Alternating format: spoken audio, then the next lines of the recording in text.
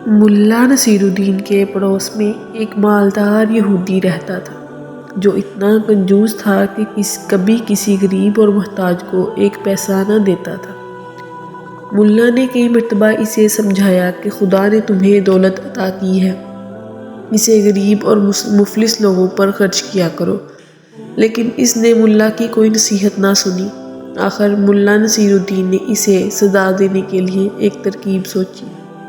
ایک روز صبح سویرے وہ نماز پڑھ کر زور زور سے دعا مانگنے لگا، یا اللہ، اگر تو نے مجھے 1000 اشرفیوں کی تھیلی بھیج دی تو میں اسے محتاجوں پر صرف کر دوں گا،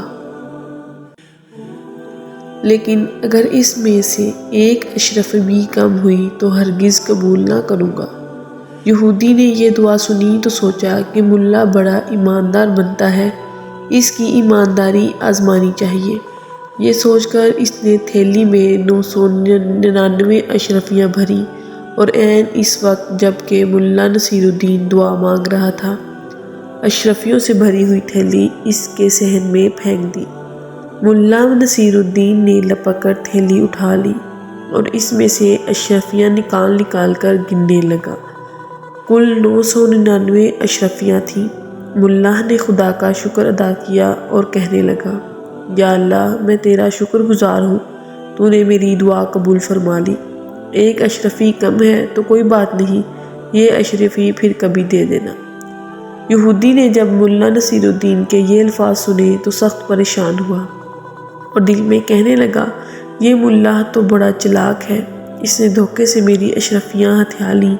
وہ بھاگا ملا کے پاس آیا اور کہنے لگا، تم بہت بے ایمان شخص ہو، لاؤ میری اشرفیاں واپس کرو۔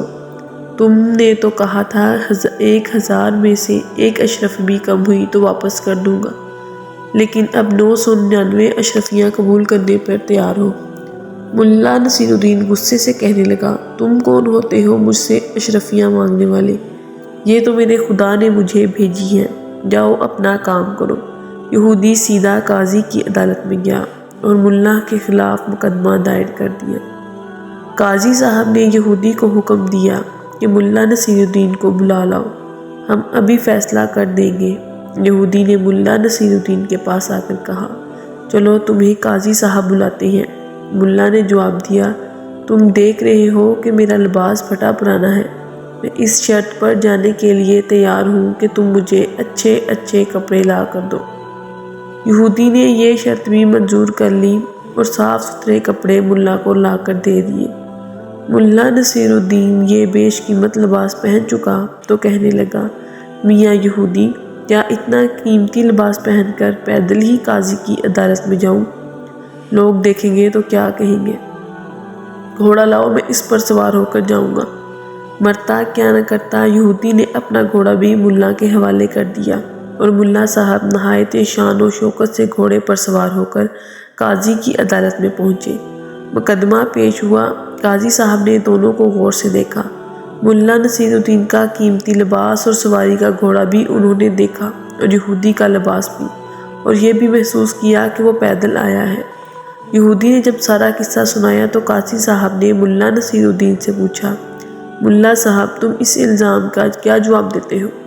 ملا نے جواب دیا، حضور، یہ یہودی میرا پڑوسی ہے اور بڑا جھوٹا شخص ہے۔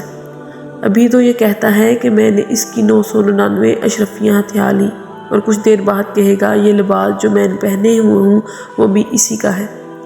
یہ سنتے ہی یہودی چلا اٹھا، ہاں جناب، یہ لباس بھی میرا ہے، میں نے اسے پہننے کے لیے دیا تھا۔ ملا نے کہا، سن لیا آپ نے، یہ لباس بھی اس کا ہو گیا، اور ابھی دیکھیے یہ کہے گا کہ گھوڑا بھی اسی کا ہے۔